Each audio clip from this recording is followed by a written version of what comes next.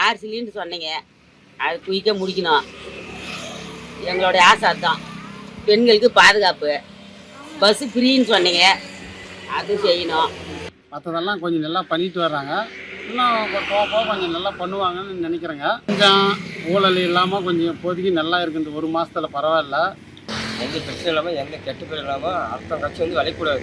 அந்த அளவுக்கு நல்லா பாதுகாப்பாக இது மேலே இன்னும் மக்கள் எதிர்பார்த்தாலும் போயினே இருக்கணும். கொஞ்சம் எல்லாம் சட்டம்லாம் கொஞ்சம் ஸ்ட்ராங்காகி எல்லாமே நல்லா இருந்தால் நல்லாயிருக்கும். எந்த ஒரு தப்பு நடந்தாலும் உடனே அவங்களுக்கு பனிஷ்மெண்ட் கொடுக்கணும்.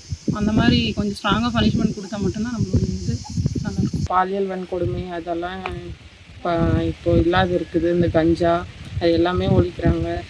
இந்த டாஸ்மார்க்கெல்லாம் பஸ் ஸ்டாண்ட் பக்கம் இருக்கிறதெல்லாம் எடுத்து சொல்லி இப்போ பசங்களுக்கு ஃபேவராக நடந்துக்கிறாங்க, பெண்களுக்கு ஃபேவராக நடந்துக்கிறாங்க. இப்போ தமிழகத்தில் ஆட்சி அமையும் போது ஒரு வாக்குறுதி கொடுத்தாங்க. 6 சிலிண்டர் வந்து வருஷத்துக்கு 6 சிலிண்டர் கொடுக்குறேன்னு சொல்லி. இது இப்போ வந்து பார்த்திங்கன்னா வறுமை கோட்டத்தில் இருக்கிறவங்களாம் வந்து இந்த சிலிண்டர் எப்போ வருன்ற மாதிரி கேள்வியாக இருக்குது.